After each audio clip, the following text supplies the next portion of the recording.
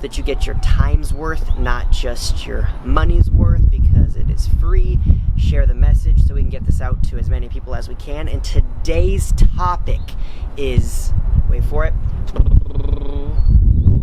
today's topic is, what is money and how can I use it to make money, right? There's a very common misconception and myth out there that you need money to make money. And that is definitely not the case. It's very black and white if you look at it from a third party, like granular point of view, or from a bird's eye point of view. It's a myth that people tell, so they give excuses of reasons why they're not where they should be, right? So today I'm going to just talk to you about what money is, what money isn't, what it's used for, what it's not used for, as well as many other things about money. So basically we're covering what is money, right? So the first thing is you don't need money to make money. Point blank, period. We'll talk about that. The second thing is that money needs to work for you. You don't work for money. If you work for money, you'll always be poor and you'll always be broke. If you make money work for you, that's when you'll really get the big bucks. The third thing is that money doesn't actually exist. And I mean that in the sense of, if you look at it, right, from an objective point of view, we use these paper bills and we exchange them for other things, but money itself doesn't actually have any value. It's the promise that this is that value, right? Like, we can take $1 anywhere and it'd always be worth $1, but inflation happens where our dollar isn't actually worth $1, etc., which is why things used to cost very little back in the day, right, 100 years ago, versus today. The cost of inflation, the cost of living, all of that cost adds up. So money isn't real. And the next thing is that you need to make money work for you. We just covered that earlier, right? And we're going to dive really in depth and deeper into that. So when I say you need to make money work for you, it's because you can only work a maximum of 24 hours a day, and eventually you're going to crash, right? Because you need sleep, you need food, you need to go to the bathroom. So that 24 hours a day isn't actually really realistic. It's more like 12 hours a day, maximum 14. Most people don't work more than 12 hours a day due to you need sleep, you need to eat, you need to, etc., right? So you have 12 hours a day maximum. That means you can only get paid max for 12 hours. So if I got paid $100 an hour, that means I make $1,200 a day, but that means I'm limited to $1,200 a day. Most people don't make $100 an hour.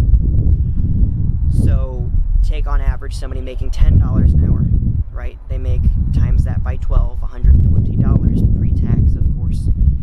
After tax, you're looking around $70, $80, and you times that by however many days that you work, right? So you see that you're limited to the amount of money you make per how much time you have in a day. So therefore, you need to be smart and you need to assess the situation, and you need to say, okay, well, how else can I make money in a day that doesn't take my time? Doesn't take my 12 hours, my 24 hours. So then you get into the game of, and I say game because life is basically a big game. Everything is a game, right? It's a game of who can make the most amount of money, who has the most amount of freedom. And it should be approached as if it's a game, right? You play a game seriously, but you also have fun with it. So make sure that you're having fun with the game, right? Most people don't understand that they're playing a game, and the game is life. For example, the game of low down payments, easy monthly payments. Most people fall for that. They say, oh, a low down payment and a low monthly payment sounds great. But then they don't realize that interest rates are things. And they make, you buy a car for $20,000 and you actually pay $32,000 on it. And you're like, whoa, but I wanted $20,000. But then you didn't have all the money, did you? No. So you financed it. And you financed it with a bad interest rate. You financed it with a lower interest rate than optimal, right? So you pay the premium to do that. And life's a game. They have you buying a liability. To them, it's an asset. They're winning and you're losing. So we're going to cover how can we win in this game called life, what it is, and how we can approach it and know what the game is so we can make the best educated decisions possible. So the first thing is, money is not real. It's a human construct. We made it.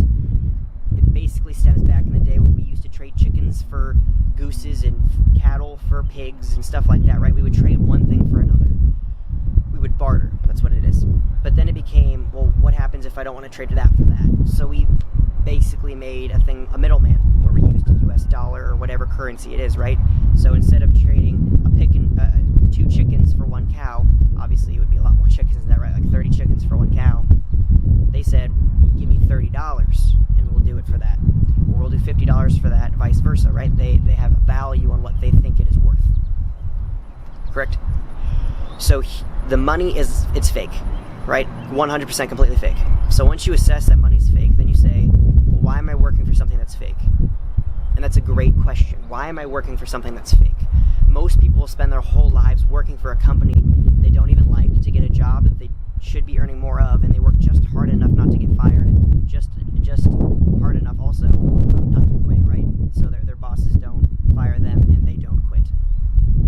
So, and that's a very piss poor way to look at things, and it's a very sad way of doing things, right? So then you assess, okay, so what else can I do? So I will work for something I love, and I do, and I get paid for it, right? Because you need to work and you need to spend your time doing something. But what if my money also works for me? So I buy a house for $100,000. It cost me $500 for the mortgage, and I rent it out for $1,000. I am net $500. I've got $500 extra a month, correct? Okay, you with me so far? So now that money is working for me, no matter what I'm doing, as long as somebody's living in that house as and a tenant of that house, then I get money. And if that falls through and somebody else moves, then you get a new person and a new person and a new person. They're paying for the asset, right? They're paying the bank. It's technically a liability, but in this case it's an asset because you're making money off of it. They're paying for the asset, right? You're getting money out of it, and they get a place to live. It's a win-win, right? And the risk's under your name, which is what you get the reward. Now multiply that by as much capital as you can do, as much time as you have, as et cetera, et cetera. So you times that by 3, right? You have 3 houses. Same thing. They're all $100,000, 500, 500, right? 500 cost, 500 profit. That's $1,500 a month that you are making, and it's not costing anything of your time. So then, now we've come to the conclusion that money's fake. It's just something that we use to make life easier. You need to make your money work for you. Now let's cover you need money to make money. You don't actually need money to make money. You need connections to make money, right? And I'll give you an example. I own a distributing company, right? I want to carry a new product, right? I want to carry this brand new energy drink, okay? The thing that's going to get me in the door isn't necessarily the money. Yes, I'm going to have the money. I'm going to need the money, correct, to buy it. But if I have the connection, it gets me even farther. And here's what I mean. I say, hey Bob, hey Jim. We'll say Jimmy. Bob or Jimmy. Hey Jimmy, I really like that energy drink, but I can't pay for it now. But what I can do is, can we do a net 30? A net 30 means from the point of purchase, I have 30 days to pay it back. To pay back his purchase. He says, sure. I sell his energy drinks, cost me $20, I sell them for $25. I make $5 a case. I do that times 10 cases, I've made $50, right? And in 30 days, $50 profit. Obviously, I make more money than that because I have to pay him back, right? And then in 30 days, I pay him all the money back. Well, then you might say, well, hold on, Joel, you needed money to do that. Well, no. I used my connection, and I made money, and then I paid him back. But I didn't use any money to get that started. I used absolutely no money. I said, hey, can I do it? We'll do a net 30. I borrowed the product, I sold it, and I paid him back, right? I didn't use any money. I had to pay him back money because I borrowed money, but I didn't use any of my money. I did not pay him $1 for that, correct? So now you know that it doesn't take money to make money. Cover is about delayed gratification as well as discipline.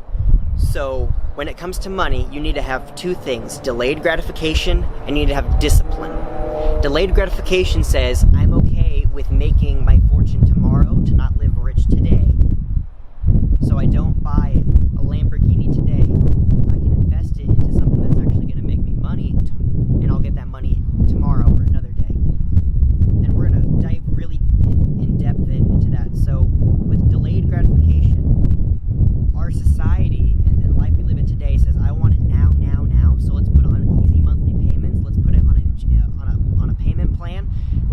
these things so I can get it now. And that's great, but then you have monthly liabilities that keep stacking up, and you're eventually going to get overwhelmed, and you're getting caught up with keeping up with the Joneses, right? So you can't have the I want it all now attitude and be wealthy. You can't have your cake and eat it too. So you can't get into the get-rich-quick schemes. You can't get into the, I can, do day trading, not knocking day trading. Some people are really successful at it, but just to, jump into it to make $1 million to get out, right? Like, you can't do that. And I'm sure day traders will tell you that the same thing. Like, it's not something that you can get in, get out, and you're good, right? So you need to have the delayed gratification of, I will put my hard work in today.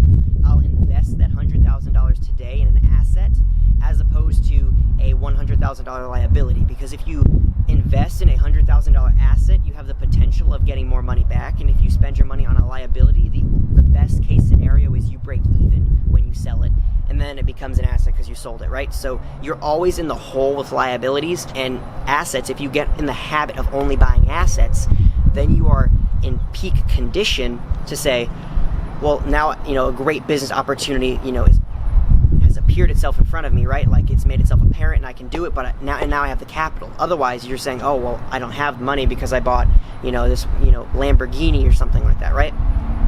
Which is why we covered that you can get to the same place in a Corolla as you can in a Tesla, right? One's more, probably the Toyota is even more remarkably more reliable, but obviously people want nice things and people want to enjoy things, and we live life and we work hard, so we want things that are rewarding to us.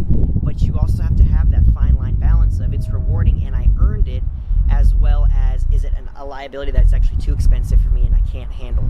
That's what caused one of the great market crashes, and I think it was 2005 or 6 with homes. People were signing up for homes they couldn't pay for. Their assets, but they couldn't pay for them. They were $2,000 a month, and they were maybe making $3,000, but then they have kids and food and car payments, and they just couldn't pay for it. So they got behind on their mortgages, and it got foreclosed, etc., right? So you have to be really upfront and apparent with yourself of what an asset is, what a liability is, and we put that in a previous video, so check that out.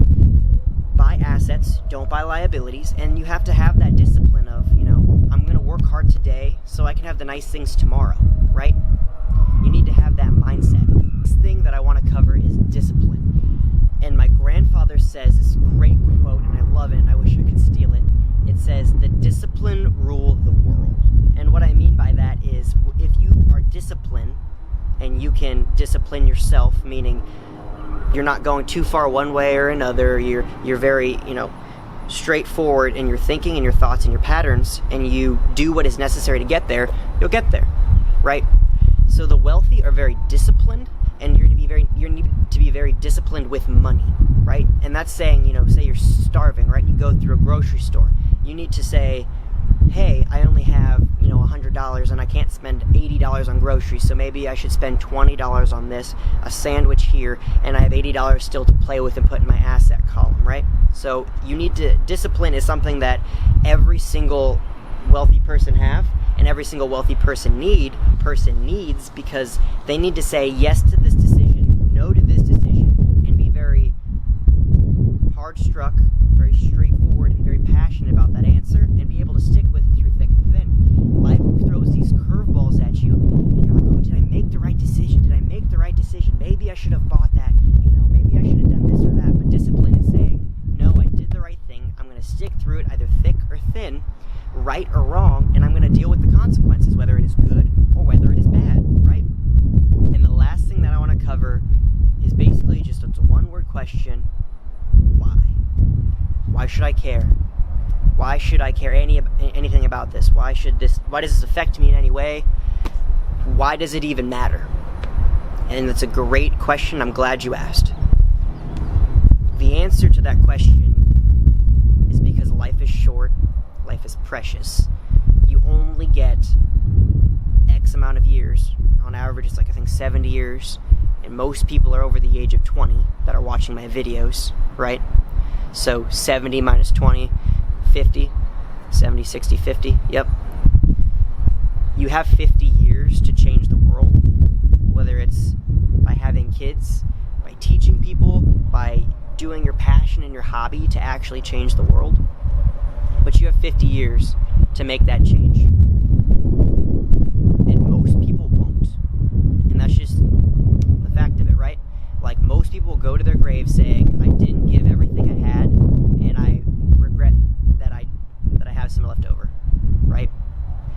to be conscious and say, I'm going to do all I can do, and then you do all that you can actually do, right?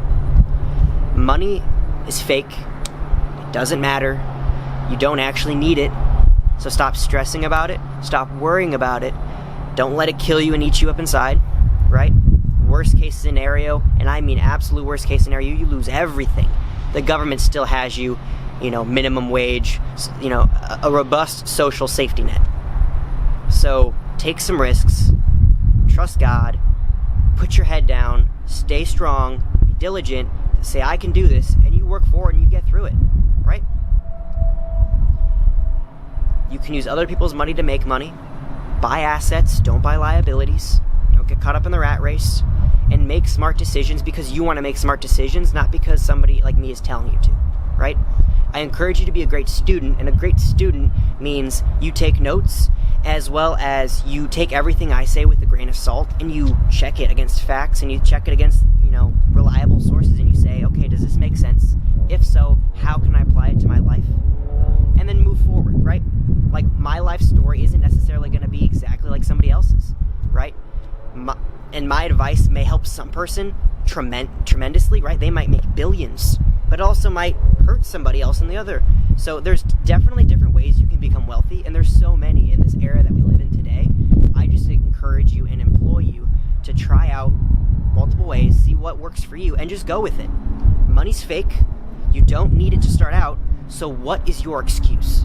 Thank you so much for watching. Share this video if it made an impact for you. I've never asked you to subscribe. I've never asked you to like the video. The only thing I ask of you is one thing, and that's to share the message so we can help more people. Thank you so much for your time. I hope you got your time's worth, not just your money's worth, and I'll catch you in the next one.